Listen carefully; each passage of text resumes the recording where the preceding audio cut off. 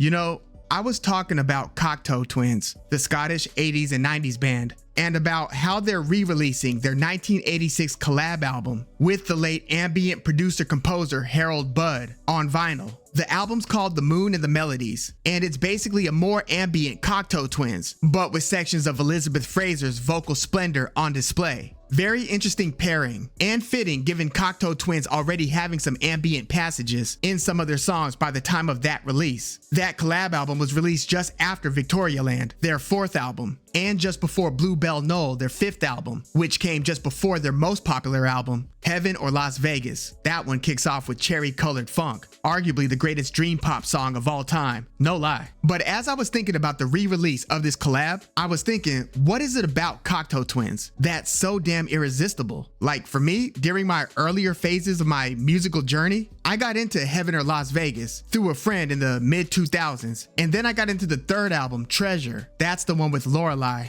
But I had no idea how deep and good this catalog was. And once I started getting into those earlier albums, beginning with their '82 debut, Garlands, it became crystal clear that this is a rare case where you've got some of the most innovative and colorful post-punk production, so the instrumentals are gorgeous. Thanks, Robin Guthrie. And then you've got the element that separates them from just about all other dream pop, post-punk, and shoegaze artists. And that is the voice of Elizabeth Fraser, who, I kid you not, I just did a short video about this, recently had an asteroid named after her. Literally. How appropriate. Elizabeth Fraser has this otherworldly voice that can kind of morph into different textures depending on the sound of the song. She sounds very different on Sugar Hiccup from Head Over Heels than she does on the more ambient Lazy Calm from Victorialand, where she's got this angelic fairy in a fantasy forest thing going. On Ivo or Evo from Treasure, she does a bit of both. Listen to that one. Beautiful album opener. But in terms of comparing dream pop artists, it's almost an unfair comparison when you've got such a remarkable, unique voice like that. A lot of dream pop and shoegaze artists with lush production have unremarkable vocalists whose voices are kind of passively blending into the instrumental soundscape. The production is the point of emphasis, and the vocal often becomes wallpaper, whereas Elizabeth Fraser's voice is pretty much its own instrument, and it's able to create such varying dynamics on these songs. And again, Robin Guthrie's multi-instrumentation and ability to build these dreamy, melodic, melancholy, synthetic, Celtish, folkish sounds, and even processing Fraser's voice and layering those vocals perfectly on those backdrops, you're really getting the best of both worlds here. And the more you crawl into their catalog,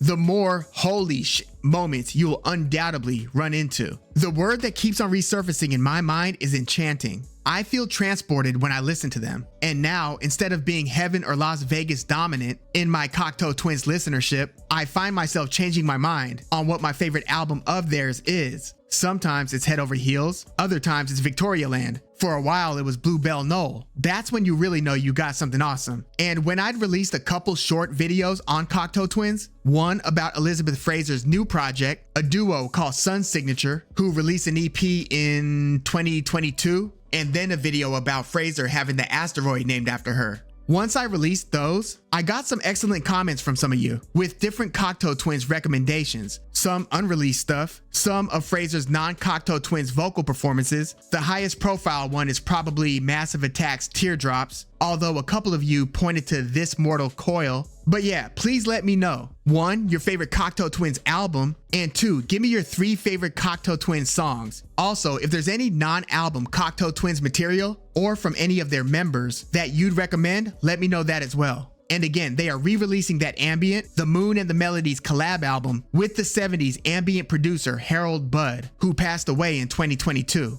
Give me your thoughts in the comments, like the video, subscribe to the channel if you love music like I do. I'm Woog, thanks for tuning in.